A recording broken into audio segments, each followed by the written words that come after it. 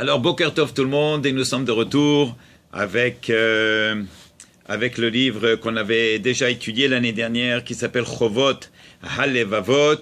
Et bon, on va parler un petit peu, c'est parce que ça nous concerne, ça concerne le Rosh Chodesh que nous avons demain soir, déjà jeudi soir, pour les femmes qui allument les bougies de Shabbat, les bougies pas de Shabbat, de Rosh Chodesh, qui les allument la veille avant. Donc Rosh Chodesh c'est vendredi, c'est Rosh Chodesh Av, c'est un mois qui est très spécial, c'est un mois où ce que les Haramim me disent à partir de 17 de Tammuz, qu'on a jeûné la semaine dernière, qui est tombé Shabbat, il a été repoussé à dimanche, et aussi d'ailleurs Tisha B'Av, si ma chère ne vient pas, donc il va falloir jeûner, il tombe aussi Shabbat qui est repoussé à dimanche. Alors, Rosh Chodesh, on va commencer avec Rosh Chodesh, après on va rentrer un petit peu dans les inyanim du Chovot Halevavot. Chovot Halevavot en français, si je peux traduire, c'est... bon, en anglais d'abord c'est The Duties of the Heart. Qu'est-ce que c'est duty? Ce sont les obligations du cœur. C'est un livre quand même incroyable. Essayez de l'acheter, je ne sais pas s'il existe en français. En anglais, je l'ai vu. En hébreu, bevadaï que oui. Et bon, on va faire de notre mieux, Bezrat Hashem. Alors, alors, premièrement, Rosh Chodesh Av. Pourquoi est-ce que Rosh Chodesh Av, il s'appelle Av? Vous savez très très bien que dans la Gemara, il est marqué Mishenichnas Av, Memaatim Besimcha. Et le contraire, Mishenichnas Adar, Marbim Besimcha. Le mois de Adar, qui est le symbole du mois de Hadar, c'est qu'est-ce qu'on en trouve là-bas? Les poissons. Oui, le poisson, contre le Ain Hara, le Mazali très fort. Bon, d'accord, tout ce que vous voulez. Très bien, mais nous, ce qui nous concerne, c'est la Gemara, et c'est la Halacha. Alors là, la Halacha, il dit, Nichnas Adar, Marbim Besimcha, il faut augmenter dans la Simcha. Pourquoi? Parce que la Simcha, elle brise tout. La Simcha, elle fait guérir les personnes. Mais pas n'importe quelle Simcha. Il y a la Simcha qui est, Hazve Shalom, Holelut, qui amène au débauche.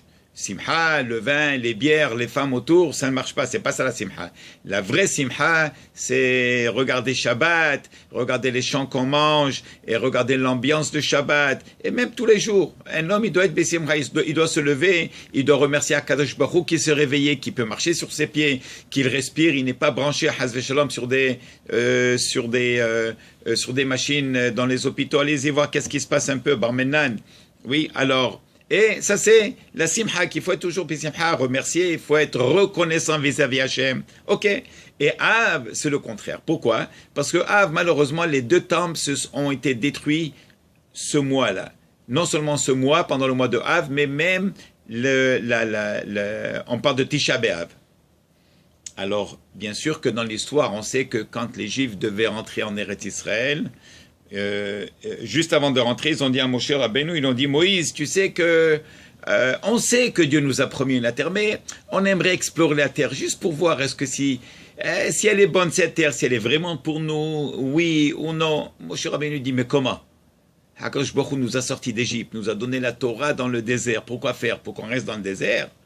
Et là, pour entrer en Eretz Israël. Ah non, on veut voir, on n'est pas sûr. Ah, et combien ils ont dit, bon, peut-être ça serait mieux de retourner en Égypte. On ne sait pas qu'est-ce qu'on est en train de faire dans le désert. On tourneront, ça fait 40 ans. Ben, 40 ans parce qu'ils ont été punis. 40 jours qu'ils ont exploré la terre d'Israël. Ils sont restés 40 ans dans le désert. Et toute cette génération qui a dit du mal sur la terre d'Israël a été punie. Ils ne sont pas rentrés en terre d'Israël. Ils sont tous morts dans le désert. À quel point c'est grave de parler du mal, non seulement la Shonara sur les gens, même sur la terre d'Israël. Donc, alors voilà que les deux temples se sont détruits le Tisha B'Av. Maintenant, pourquoi le mois de Av s'appelle Av? Av, en hébreu, c'est père, le père. Le père, comment? Il dit, c'est vrai que dans la halacha, la tête de l'année, le premier du mois de l'année, c'est pas Rosh Hashanah, c'est Nissan. Rosh Chodashim, le Chol Chodshi Hashana, HaChodesh Hazeh Lachem, Rosh Chodashim. Okay? Ça c'est là. Mais il dit là, Davka ce mois, là où est-ce qu'il y a eu tellement de mal, où est-ce qu'on est en deuil sur la destruction de temple, eh bien lui, il va devenir la tête de tous les mois. Bon. Et alors, donc ça c'est Av. Pourquoi? Parce que là, Tidavo, au futur, il y a beaucoup de choses qui sont appelées sur le futur et pas sur le présent. Et Bezrat Hashem aussi, il faut comprendre que mardi prochain, Habarlenu Tova, c'est la Iloula du Harizal. Heureux, heureux, heureux, Ashrechem Israël, que vous habitez en Eretz Israël, que vous pouvez aller à la Hiloula, à Tzfat. Oui, c'est des centaines de milliers de personnes qui vont là-bas pendant la nuit pour pèleriner et faire des prières sur la tombe du Harizal. Donc c'est mardi prochain. Et aussi, Av, Milachon, Avelut. Av, c'est la racine du mois Avelut. Qu'est-ce que c'est Avelut? L'Oranenu, c'est un deuil. Av, c'est le raccourci de Avelut. Pourquoi? Encore une fois, à cause des deux temples qui ont été détruits. Av aussi représente Aleph et Bet. Qu'est-ce que c'est Aleph? Aleph, c'est Arour, maudit. Bet, c'est Barour, béni. Qu'est-ce qu'il y a? Ben, du début du mois jusqu'au 15 du mois, c'est des malédictions, Barmenan. C'est pas bien. Il faut essayer d'éviter d'aller en cours avec des non-juifs. Il faut les repousser au moins jusqu'après le 15. Et après le 15, eh ben c'est Barour. C'est des bénédictions. Alors, le demi du mois, jusqu'au demi du mois, c'est Arour, c'est Aleph, et Bet de Av, Bet, c'est Barour. À partir de là, comme qu'a dit la Gemara, elle dit Mitou be'av nemar lo ayu yomim tavu mizel am Israël. Il y avait pas de il n'y avait pas de meilleur jour joyeux pour le peuple juif comme le Tou B'Av qui est tout de suite après la semaine de Tisha B'Av qui est le 15, le 16 de Av. Très bien. Maintenant, il faut aussi comprendre que Av représente deux grandes puissances, Édom et Bavel. Édom, c'était les Romains, et Bavel, c'est les Babyloniens, que à cause d'eux et eux ils ont emmené la destruction. Oh bah, c'est pas eux qui ont emmené la destruction du temple, mais ils ont détruit le temple à cause de quoi? À cause de nos péchés. Bon, maintenant, si on rentre, on voit Chovot Halel Vavot, qu'est-ce qu'il nous propose dans Shar Hashemini, dans la 8e, ce que lui il appelle la 8e entrée, la 8e porte, qui s'appelle Shar Heshbon Hanefesh. Qu'est-ce que c'est Heshbon Hanefesh? Heshbon HaNefesh, c'est une vérification personnelle qu'on fait. Oui, une analyse de nos actions. Que l'homme doit se faire juger lui-même, l'homme ou la femme. Pourquoi? Parce que bon, alors on va jeûner, si ma chère n'est pas là, comme on a dit. Et bon, il y a beaucoup de choses qu'on n'a pas le droit de faire. Et on se dit, bon, alors voilà, comme le Shiva Bassar Betamouz, on a jeûné. Mais est-ce que vraiment on sait pourquoi est-ce qu'on jeûne? Déjà, on ne mange pas et on souffre, on ne travaille pas, on ne peut pas travailler, on ne peut pas faire plusieurs choses parce qu'on jeûne. Et c'est difficile, mais est-ce que vraiment on sait pourquoi et qu'est-ce qu'on devrait faire? Alors, il y a une Masachet Tani dans la Gemara qui, elle traite des jeûnes. Et là-bas, c'est ramené. Bémet, qu'est-ce que c'est? C'est pas le jeûne qui fait la Teshuvah, c'est les actions qu'on a prises sur nous de changer qui font faire Teshuvah. Bon. Alors, il va dire ici, comme ça, la première des choses qu'il dit, il dit, on doit faire, on doit clarifier 6 éléments très importants dans ce qu'on appelle dans Heshbon HaNefesh, dans le calcul, n'est-ce pas, dans la vérification qu'on va faire de nos propres actes. Alors, premièrement, Ma'u Heshbon HaNefesh. Alors, Pirusho Cheshbon Nefeshu, Bikoret she'adam ose beno leben atzmo al matzavo bikiyum haTorah val itnahaguto beinyani olam hazeh. Cheshbon HaNefesh, je dois faire mes propres calculs. Qu'est-ce que je fais? Comme qu'il est ramené, par exemple, dans les livres de Moussar, il dit à un homme, il doit faire Teshuvah 4 fois par année. Comment? Tous les soirs avant de dormir, il fait Kriyat Shema, Hatati, Aviti, Pachanti, Hachamnu, Baganu, Gazanu, Dibanu, Dofi, Venacharangara et tout ce qui vient avec. Bon, une fois, c'est tous les soirs. Après ça, on a tous les vendredis soirs. Avant Shabbat, quand il va au mikveh, avant de se tremper dans le mikveh, aussi il fait Heshbon HaNefesh. Après ça, une fois par mois, c'est Rosh Chodesh. Ça, c'est la 3e fois. Rosh Chodesh, il fait Teshuvah. Avant de démarrer le nouveau mois, comme avant de démarrer la nouvelle semaine avec Shabbat. Comme de démarrer la nouvelle journée qui est la nuit d'avant. C'est la 3e fois, c'est Rosh Chodesh. Après, la 4e fois, c'est quand? C'est Rosh Hashanah, le début de l'année. Donc, 4 fois par année, on fait Teshuvah. Alors ici il dit Bikoret Heshbon Nefesh, Bikoret Shadam Ose Beno Leben Atzmo Al Matzavo, Bikiyum Torah. Où est-ce qu'il est rendu avec le Kiyum de la Torah? Il y a la Torah et il y a l'homme et la femme. Qu'est-ce qu'on fait avec cette Torah? Est-ce qu'on la met en pratique? Est-ce qu'on voit, on cherche, qu'est-ce que je peux faire dans cette Torah? La Torah, qu'est-ce qu'elle a à me proposer? Qu'est-ce que moi, je suis? Quel est le parallèle que j'ai avec cette Torah? Est-ce que je vis en parallèle avec elle? En parallèle, on ne va jamais se rencontrer. Ou bien il faut qu'on se croise. Une fois qu'on se croise, là on peut voir qu'est-ce que j'ai comme part dans cette Torah. Parce que chaque juif, il a sa part dans la Torah. Oui, comme qu'il est ramené dans tous les Midrashim, Shesh Meot Elef Otiot Batorah, Keneget Shesh Meot Elef Neshamot Shel Am Israël. Bon. Maintenant, si c'est comme ça, les ben atzmo matzavo bikiyum Torah valitna aguto beinyan haolam hazeh. Et comment est-ce qu'il se comporte dans ce monde? Qu'est-ce que ça veut dire? Comment est-ce qu'il se comporte dans ce monde? Torah ou pas Torah, on n'a pas le droit de tricher, ni dans le business, et ni tricher sa femme, et ni tricher les enfants, et ni tricher les voisins. Peu importe qu'est-ce qu'on fait, il faut se comporter comme un homme. Un homme doit savoir, il doit avoir des guidelines. Maintenant, si ça dépend de nous, si ça dépendait de nous à tracer les guidelines, le monde aurait pu peut-être attendre pendant très longtemps. C'est comme plusieurs fois je dis, si ça dépendait de l'homme de s'arrêter une fois par semaine de faire Shabbat, eh bien le monde aurait pu attendre très longtemps pour qu'un juif fasse Shabbat. HaKadosh Baruch Hu, il a instauré, il nous a obligés, parce que c'est pour notre bien.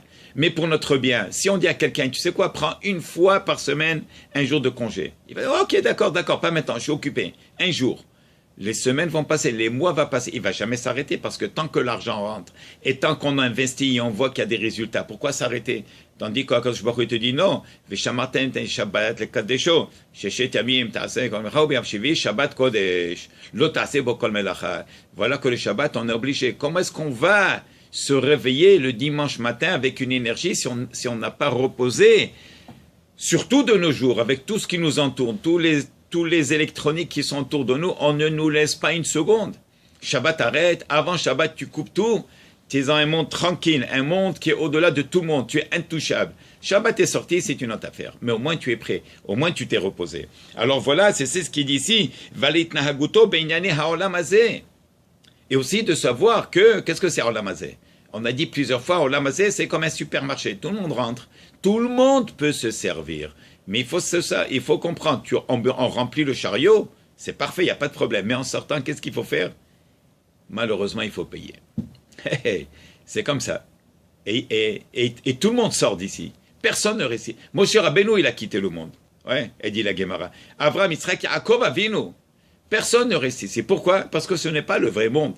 On ne reste pas ici pour l'éternité. On est de passage pour accumuler des mitzvot. Pourquoi? Parce qu'il y a une mission à faire. La mission, c'est de venir de ramasser, pas de l'argent, parce qu'on prend un sou avec nous. Qu'est-ce qu'on prend, les mitzvot? La Torah, qui est intouchable. Alors,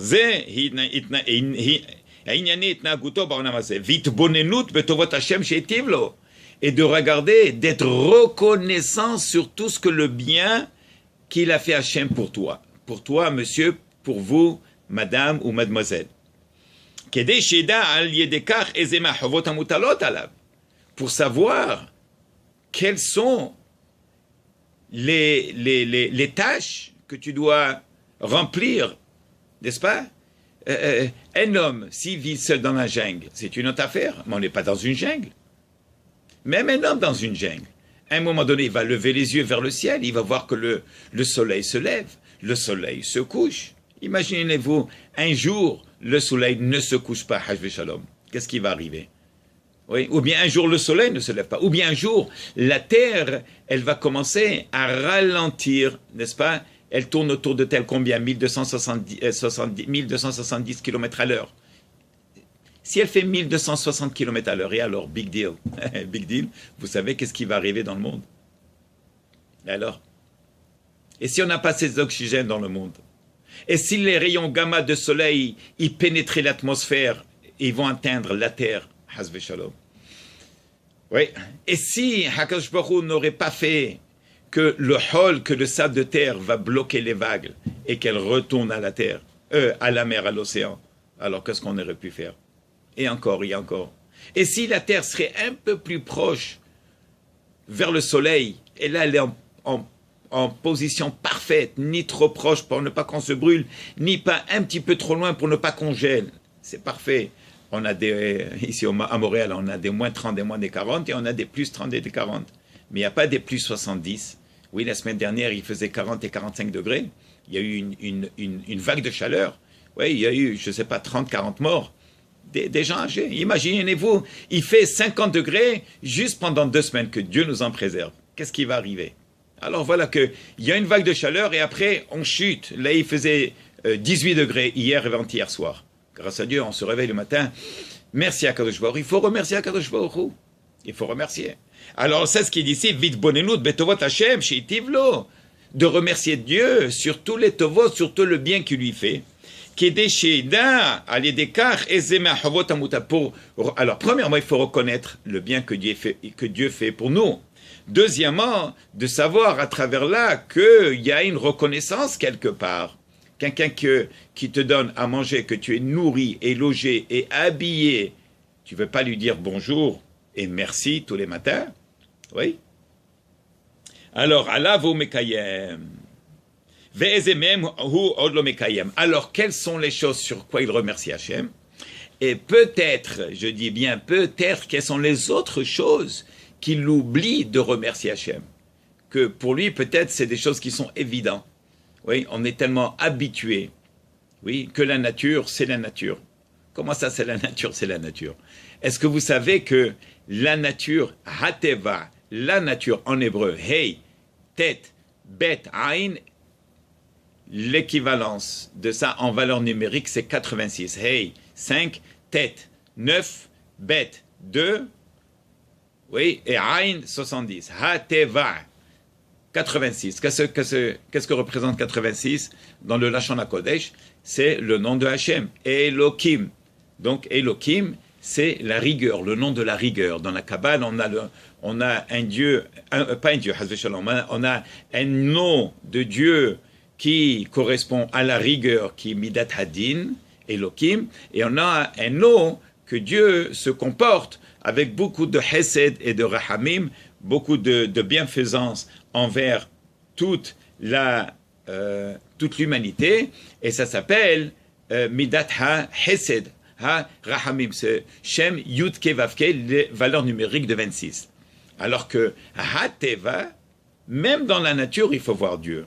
Oui, dans la nature même, comment il est Mahadesh Betuvo Bechol Yom Tamid Maaseh Bereshit. Ne pas penser que Dieu avait créé le monde il y a 5778 ans, il s'est retiré, maintenant le monde il est en autopilot. Non, et le monde, tout le matin, HaKadosh Baruch Hu, pas tous les matins, chaque instant que HaKadosh Baruch Hu, il est Mahadesh, il est en train de renouveler, de nouveau, il se rassure que la nature, que le monde continue à exister. Bon. Alors pour ça, il faut comprendre qu'il y a deux choses. C'est Hamutalod Allah, vous et c'est. Alors premièrement, qui doit remercier, qui doit être reconnaissant. Et deuxième chose, quelles sont les choses qui n'est pas encore arrivé à comprendre qu'il doit remercier Hachem pour. Et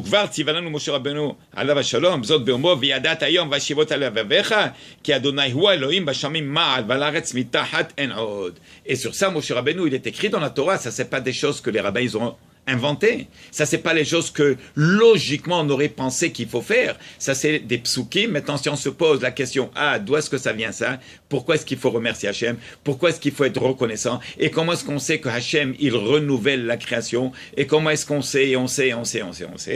Alors il dit dans le pasuk, Vashivot alevavecha, tu dois faire pénétrer ces paroles dans ton cœur, qui Adonai hu ha Elohim, que Dieu Yud-Ke Vav-Ke, la miséricorde, Hu ha-Elohim, c'est lui aussi Midat Hadin, c'est un seul Dieu. Une fois il se comporte comme ça, une fois il se comporte comme ça. Ça dépend de qui? De nous, de nos actions. C'est pour ça qu'on parle de la destruction de temple. C'est vrai qu'il a amené les Romains qui vont détruire Titus pour détruire le premier temple, et c'est vrai qu'il a amené les Grecs à détruire, oui, bon, mais avec tout ça, nous, Qu'est-ce qu'on veut savoir? C'est pourquoi ils sont venus. Ils ne sont pas venus stam. Personne ne bouge un doigt si ça n'a pas été annoncé dans le ciel. Les Juifs font des avérotes, l'ennemi nous attaque. C'est aussi clair que ça. Si on fait plus de mitzvot, si la femme, elle prend sur elle, Shmirat Shabbat, Adlakat Nerot, Halla, faire le pain par exemple, Nida, de se séparer de son mari, une chose qui est très très grave. Les femmes qui m'écoutent, de se séparer de son mari, d'aller de s'en renseigner, si vous êtes en France ou en Espagne ou au Maroc ou en Israël ou à Montréal ou à Toronto, les gens qui écoutent de partout, je reçois des messages de partout, Baruch Hashem, renseignez-vous devant le rabbin, la femme du rabbin, la rabbinite de votre synagogue, comment apprendre les halachot de Nida. Oui, parce que l'impureté de la Nida, elle est grave. Alors, à cause des avérotes, malheureusement, et l'homme aussi. Alors, il doit faire attention comment faire pour se retenir de ne pas faire les avérotes, pour ne plus avoir de destruction. Veshamat hukav mitzvotav David Amelech alav shalom amar ta'amur ukitov Adonai asher gever yechese bo. Oui, et encore, il est écrit dans Teilim, Al tiyu kesus kepered en havin, ne soyez pas comme les chevaux. Qu'est-ce qu'on fait en cheval? Pour ne pas qu'il regarde à droite et à gauche, on lui bloque la vue. Alors nous, c'est ce qu'on fait, on bloque. Alors, Bezrat Hashem, voilà. Je m'arrête ici pour cette première partie. On se revoit demain, Bezrat Hashem. Et surtout, partagez. Alors voilà, Chodesh Tov et à bientôt.